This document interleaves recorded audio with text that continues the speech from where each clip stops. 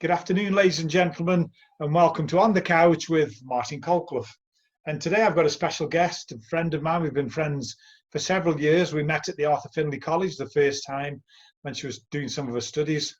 And just to show you that I'm not biased with UK mediums and tutors that have at the Arthur Findlay College or have taught at the Arthur Findlay College, my guest today is a lady all the way from Belgium to come and sit on the couch with me, and it's Isabelle Duchesne. And I'd like to say good afternoon, Isabelle. Good afternoon, Martin. Hello, everybody. Good afternoon. Nice to talk to you in these crazy times of Corona, but I'm happy you're both safe and sound and looking forward to have a nice chat about mediumship today. Yeah, and this is going to follow a similar format to the other mediums that I've interviewed already, Libby and Tim. And some of the questions are the same, but we also want to know about, other things that other mediums do. And we'll be talking about this later, but Isabelle's going to be showing you some of the photographs that she's taken, because she's actually, one of her skills within mediumship is photographic mediumship. So Isabelle, you've got a passion for this mediumship and not necessarily spiritualism, but I know that you've got awards with the SNU, so you must have taken spiritualism as your religion. But what brought you all into it? Oh, I was aware of spirits at a very early age. My dear grandfather passed away when I was 8 years old, and I think then it started to grow on me. My father's father, was a very good medium himself. He used the pendulum and psychic readings. He did it automatically, not because here in Belgium there is no spiritualism, there are no churches, there is nothing, but he had a passion for the paranormal and the occult, but I was too little to remember that. But I think it's been in the family, and after he passed away, things starting to happen. I didn't understand what it was because I thought everybody had the same ability. I was a tomboy. Right. So I was, I have two sisters and I'm the middle one, and I thought what I see, my sisters see as well. And sometimes I was finding out, oh my God, that's not okay. Then I started, since I was 16, I started doing sittings for people, but between my 8 and my 12, it was a big investigation time. And of course, books in those times, there was a little books, but there was internet, there was no internet, there was no mobile phone, there was nothing. And I was very happy to figuring out end of the 80s that Arthur Findlay College existed. So that was my new haven, but that's much later. Okay, for those people who are watching this, I think we should point out, because it's been mentioned in a few of the interviews and we've never really said, but you've heard a lot of my guests talking about the Arthur Findlay College. And for those of you that don't know, I know many of you that have watched the videos do know, but it's the College for Psychic Studies in Stansted in Essex. And sadly at the moment, Stansted affected by this corona and is closed at least until June. But if you want to check out the website, it's you can just type in the Arthur Findlay College and the website will come up. So Isabelle, I know that you study lots of different kinds of mediumship, and we're going to talk about the photography and your physical mediumship later, but what is the biggest part of your mediumship? What do you do most in your mediumship? At this moment, I help the spirit world and help the people around me with private sittings and one-to-one sittings and trance. Okay. Because in Belgium there are no spiritless churches. I work sometimes, I'm self-employed, I'm also a grief counselor, and I combine my mediumship in helping people to understand there is a higher life, and life continue, and I combine it with my work as a coach as well. So that must be quite comforting for your clients when you're comforting them with your grief counselling. Do you give them sittings? Are you tempted to, or would that be unethical? No, I give them the possibility. First, the first step is tell them that it exists. Yes. Because in religion in Belgium, we are very basic in the vast background of Catholic religion, the Catholic Church, and people are not keen to figuring out. They think it's all the psychic world and psychic fairs, and they don't tarot readings. And it's a shock if I give evidence of the higher life and evidence that their grandfather is listening to this conversation. Then it's a shock. It's just like you don't put people in the deep water. First things first, and I ask permission first. And listen, have you thought about this? Yeah. Let it sink, let it simmer. So that's moved me nicely onto my the next topic we're going to talk about. And I know you know this. You've been to different churches and centres in the United Kingdom, and we have lots of them in the SNU. I think there's 342 currently. The Greater World, if we're going to be fair to spiritualism, we must mention them as well. They've got lots of churches. I'm not sure how many, because I'm a member of the Spiritualist National Union, and we've got lots of centres. But you've just said about the difficulties with conventional religion. Where do you demonstrate in Belgium then? Is the churches, is the centres?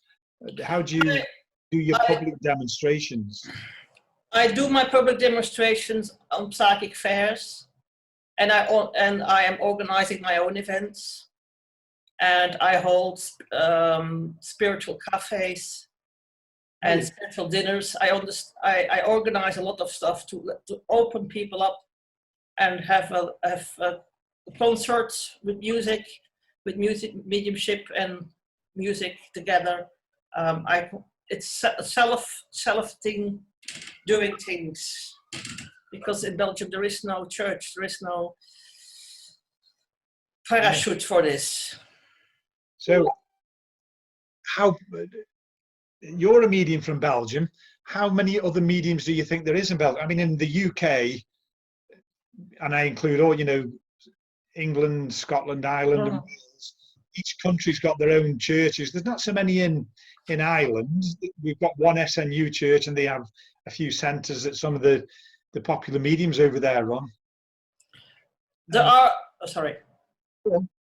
a lot of people who work with the spirit world, but the old school way that I've been taught from the spirit world and later by education, it's very rare in Belgium. Now, a lot of people think they are a medium because they're doing psychometry or reading pictures. Yes. And if you say to people, oh, I'm able to give a contact from the other side without any tools or cards or whatever, they're in shock because they don't understand the difference between psychic and mediums. No, that's sad. So would you consider yourself, and I'm going to use this word in the professional way, do you consider yourself a Belgian pioneer of spiritualism? Yes, that is correct. When I met Gordon Higginson the first time in Stansted Hall, I see him standing there, big stair in the main hall, and he looked at me and he said, "My dear, you're going to be a pioneer in your country, and don't say no because we say yes for you." and he has this amazing way of looking to people, just like he was looking through you. Yes. And I was just 20. This is 27 years ago. Mr. Higginson left an amazing love for the spirit in me. Although I met him only twice, but I will never forget it. Mr. Higginson is one of the cornerstones and the past presidents of the Spiritual National Union, but also a remarkable medium. And for me to see it, I could see like little grandfather feeling. But you say that. You can't help but looking at him. He had an aura. It changed the molecules in the room. Yes. It is very funny. It was the open day in May 1992, a year before he passed away. Of 1992, before he passed away, when I met him. So there was a lot of people in the college, and everybody was rushing around, and he's still standing there watching near the window, and I came in, and I was not planning to meet him, but he was there, and He just said, "You got your and he looked at me and he said, "You're going to be a pioneer." So yes, his words became the truth. I'm a pioneer in my country. Yeah, and when we look at it, we're all pioneers. When you look at people from the past, you know, some of the famous mediums like Gordon, Estelle Roberts, and the list goes on and on. We could keep naming mediums all day and never mention the same name twice. I don't think they thought they were going to be looked at as pioneers, you know, but everybody that's on this pathway is a pioneer. And I think sometimes modern day mediums dumb themselves down and don't think they're ever going to make it to that standard. So what advice would you give to people, you know, that think they're not a pioneer? Just to remember who you are and where you come from, and just let spirit work with you, and go in surrendering, and it is just be you. Don't try to be somebody else, because everybody is unique, and there is no fame in spirit. There is no titles in spirit. We're all the same. Yes. Good point. Don't let your eyes deceive you. So you've mentioned Mr. Gordon Higginson. The next question on my list links nicely into that, was, and it could be more than one person, but who's been the biggest inspiration on your spiritual journey? The biggest inspiration in my spiritual journey is an amazing lady from the United Kingdom. Her name is Rosemary Brown. She was a remarkable medium in the 60s. She passed away in 2001, and she worked with music. And I remember I was 12 years old, and this was the first book I nicked from the library and never gave back. I was just learning English in school, and one of her first books, Unfinished Symphonies, tells her biography, her encounters with Beethoven and Liszt and Bach, who visit her London house in Belém. And it was my little Bible, because I said, finally, I find somebody who is the same as me. I was only 12. Yeah. I still got the book, and I believe Mrs. Brown is the most underestimated medium from the UK, because she was not a member of the SNU. She was a member of the Anglican Church. She worked for the SNU, but she kept independent, like Leslie Flint. Yes. And she worked with Leslie Flint, but it's a lot on me that I never met her. I would have loved, but she is, for me, one of my cornerstones, and I really have a lot of respect for her, as well as a dozen other mediums, you know. Yes, yeah. Now I know that you're an accomplished platform medium and private readings. I think in the past I've taken you through some of the awards that the SNU gives and assessed you at times, so helped you on your pathway. But thank you for that. I think you're the first person I've interviewed so far that I've talked to about physical mediumship, because I know that you're I know that you're developing your physical mediumship, and that develops alongside another form of mediumship, photographic mediumship. So I'd like to just tell us a little bit about, you know, how the physical mediumship's going. And I know the other side, the photographic mediumship, I'll give you a chance to just show the people who are going to be viewing this a couple of your photographs. It's a long way going back.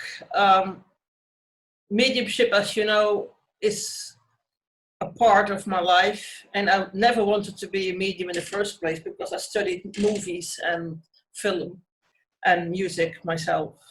And with my career in the movie world, I did a lot of photography, normal photography, and all of a sudden I said, oh my God, maybe there is a possibility. Photography is well known in the history of mediumship with William, and I never wanted to do something about it, because it was so old. And I said, oh my God, and now with the age of digital photography and Photoshop, but it came automatically.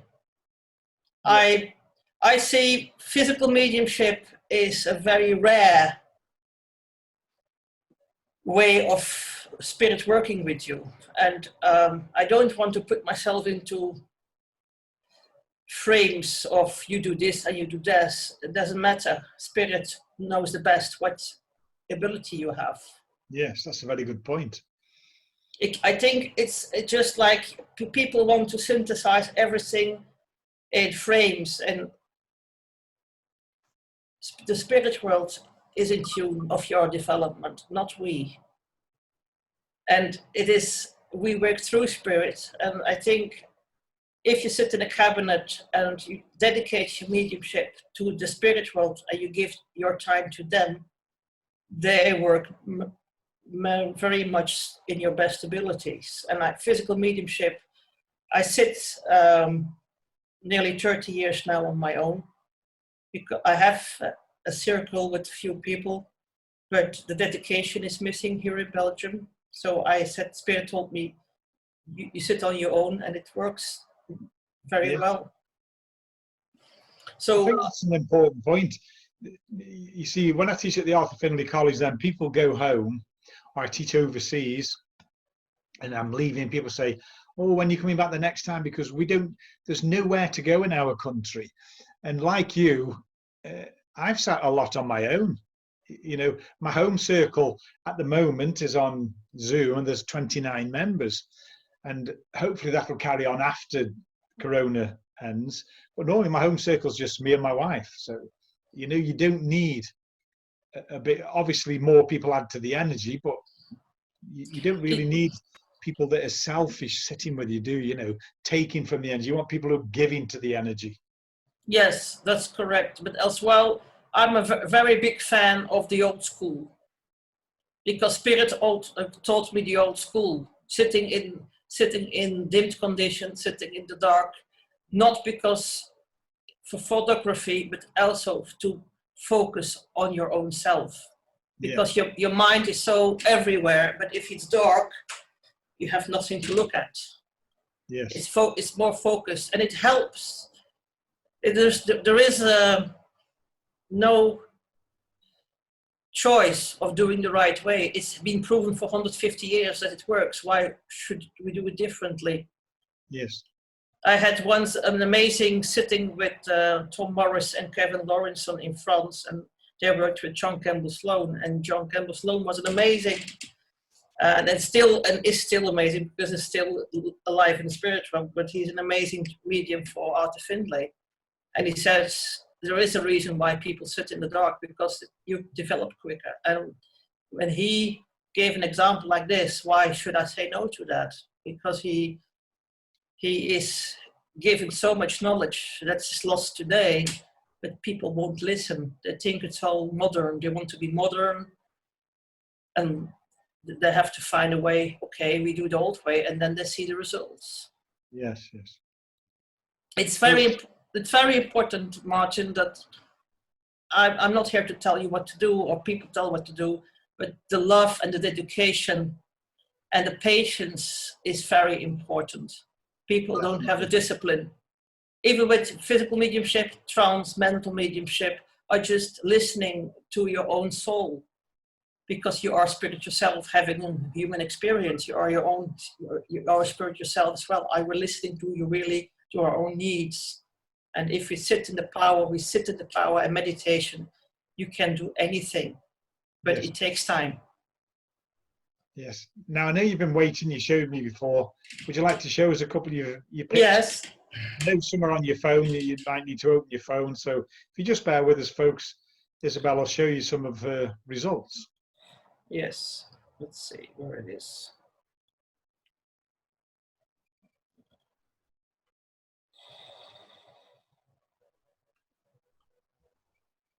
See, modern technology. Yeah, I know. You have so many photographs, you've got to find the ones that you love. Yes, because I need to figure out one is a very clear one. Let's see.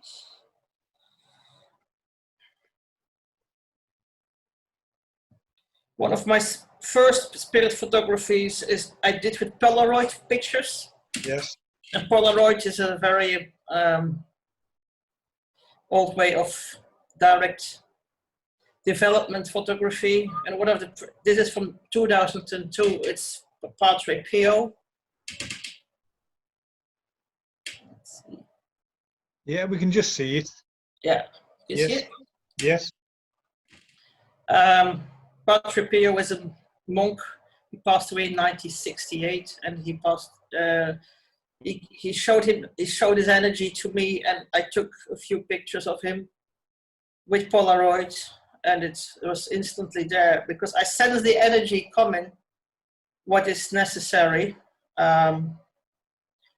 This is taken in the Art of Findlay College in 2014 when we had these meetings with you in this class, and in the cabinet is in the library of the Art of Findlay College is your Maureen Ellen Davis. Move it across a little bit and slightly up. No, move the facet. There you go, folks. You can see Marlene sitting there and her spirit guides showing in red light. There was 40 people attending, were sitting with me, and we were having some fun. And Spirit said, take a few pictures. This is one I took. The client sitting in the cabinet and Spirit standing behind. Yes. It's always an experiment. There's also one in my past home, Spirit levitating a book from Emma Hardy's Britain. Yes, very nice. Some orbs as well. It doesn't have to be so spectacular. We had sitting with the great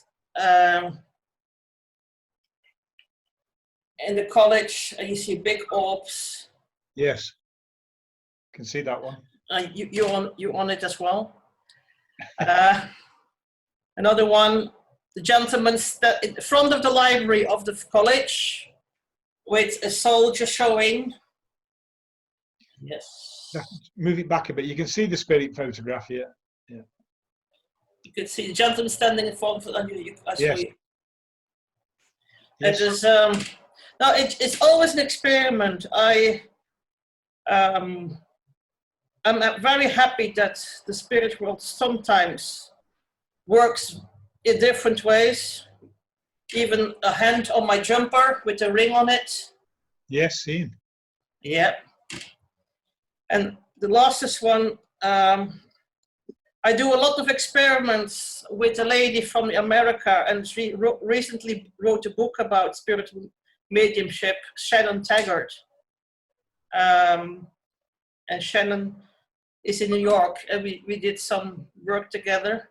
And also like this, but I'm sitting and I'm holding my camera, and she takes photos of my camera. So we're sitting now weekly. And this is a very vague photo that we took, and it shows, I believe it's Estelle Roberts. Oh yes, it did look like it. Yeah, I saw it for a moment there. Yeah, but it's a dark picture, but I don't have to check things out, because sometimes it's a process of trying to see, maybe show her again. There's more. Bear with me 1 minute.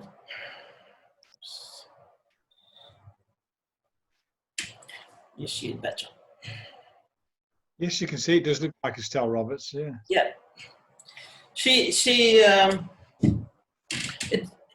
I have a lot of pictures, about 5,000 so far, but famous and not famous people, just grandmothers, grandfathers, even a dog. Yes.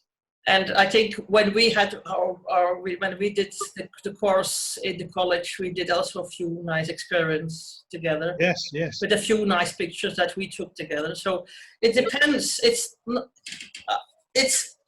I don't want to say I am. It's spirit who does the work. It doesn't matter. It's all they want to show themselves. There is a higher life, and yeah. You can do photography yourself if you really want to have patience. And there are a lot of people now on the internet and on Facebook who do these pictures with on the top of their glasses of their screens from laptops and even their own glasses, and it works fine. It's okay. Yeah, I saw a lady. Which week was she on? German week, I think. It's either German or Italian week, and she was one of the translators, and she showed me this photograph she'd been taking where she took them in, right, and there must have been 8 to 10 different you could see the hair, the nose, the color of the skin. They were wonderful, but all taken by a photograph in her eyes. So it's another form of mediumship. And when you watch this, if you want any more information, you'll have to text me, because we're moving on to the next question. And you've already heard Isabelle say that she's been to the Arthur Findlay College several times, and the course you're speaking about that she did with me, I'm also interested in photographic mediumship and have had some success with it. And it's a form of mediumship that's really wonderful. And I was looking for people to help, and I was given Isabelle's name on the strength of some of the pictures she's shown you. She was recommended by people at the college, and then I got permission for her to come. We had a really good weekend of different physical exercises. A lady called Jill, forgot her other name now because I haven't seen her for a while. It nearly came then. Jill Andrews, it has come now. Jill Andrews was with me, and I like to give people respect, you know, if they've worked with me. But I haven't seen Jill for a few years now. But she worked as we were working with shortwave radio, and as Isabelle said, we were trying older methods and modern methods. Isabelle had got a modern little camera, and if you remember, I was using an older one. I had to press a button to hold the shutter open, and I got a picture of a lady in the library. There was different energies in the library, images that just couldn't be reflections because there was nothing like them in the library. So what is it you find so important about education? Because I feel this is one of the things that some people think you don't need to be educated to be a medium. Spirit will do everything for you. Why do you think it's important to be educated? The most important thing is that you are always have a background. You need a ground to stand on, and you have to understand what you're doing, what spirit is doing. Education gives you a deeper knowledge of what's going on around you, and education can be just reading a book. But unfortunately, there are a lot of people who do one workshop, one weekend, and they say they are a medium. Mediumship to me is a way of life. It's not only a religion, it's also a way of life. You don't have to believe in things, because mediumship is fact, and life after that is fact, and religion is dogma and rules. And I believe when you're educated, you know what you're talking about, and you've got to be the president for the spirit world. You've got to be an ambassador for the spirit world if you can synthesize all your knowledge into great experiences, and not only give you address to people what's going on, but you can prove what you say. Okay, and that follows on nicely to the next question. I think you've touched on it briefly, but I have a home circle. I've sat in many circles in my time, some bad, some good, some indifferent. And I was just wondering, do you have a home circle? I have a home circle. I sit with one lady on the moment. People come and go. Yes. The best thing to develop is your home circle, like the old-fashioned way. People in the 19th century, they sat in their living rooms. There was no TV, there was no internet, and they sat. It's important to discipline yourself every day or twice a week. The same people, the same place, the same time. People need to be disciplined, and it pays off in great results. Yeah, I agree with you. I know lots of mediums who don't sit in circle anymore, and I often wonder how they progress. How does the mediumship stay the same? And since I've been teaching on Zoom since the coronavirus, we're all in lockdown. I've learned so much, not just new techniques with technology. Yes, I mean, there's lots of technology around me at the moment, cameras, spotlights, to make it, and the library behind me is a virtual library, but I think it sets a nice ambience. And I don't understand how people can think they've made it, and then they keep going, and the mediumship just stays the same. I often wonder about their teams and how they feel that, oh, here we go, we just go to church and just going to give a message. Why do you think people don't understand the need for education? Some people don't understand it because they don't make time for themselves. And it's, I think, unfortunately, is the E word coming in. Yes. And she doesn't mean education, folks. She means ego. I'm trying not to point out too much, but it's very important. Education is necessary, and sit again and have patience. Yeah, that's the problem. People don't have discipline and patience, and mediumship is a way of a relationship. It's just like you get to know somebody. It's like meeting somebody for the first time and the next day you expect to marry. Yes. You have to build that relationship with spirit. It's just like, when does a friendship become a relationship? Yeah. And it takes time. But one of my guys always says, get to know you first yourself, because we are part of you, and trust your guides, have a good relationship with your guides, especially when you, not only when you're working for mental mediumship, but even in your platform, when you do demonstrations. It's a completely different approach than it's doing platform readings. But also, if you're doing it, even more important with physical and trance, you have to know your team. You're not a bus for spirit. Yes. It's been a very interesting interview, Isabelle. And as we come to the last question, I've asked every medium this question, all the ones that I'm going to ask every medium that comes on, because we've all taken a different pathway. And I keep talking on these interviews about individual mediumistic experiences. And every medium's had different experiences. And for those new ones coming through, the mediums of the future, they'll be able to see through these interviews that it's not an exact science. Everybody's different. There's you, a physical medium, a photographic medium, a mental medium. So 3 strings to your bow, So what advice from your own journey would you give to a budding medium of the future? Don't forget to love. And read books about pioneers, and don't be afraid of the no's. Yeah. Embrace your no's. Embrace you can be wrong in your evidence. That's fine, because you learn from it. Stand up. Don't be afraid. There is no even, you don't have to be great. Become greater. It's important not to forget the masters.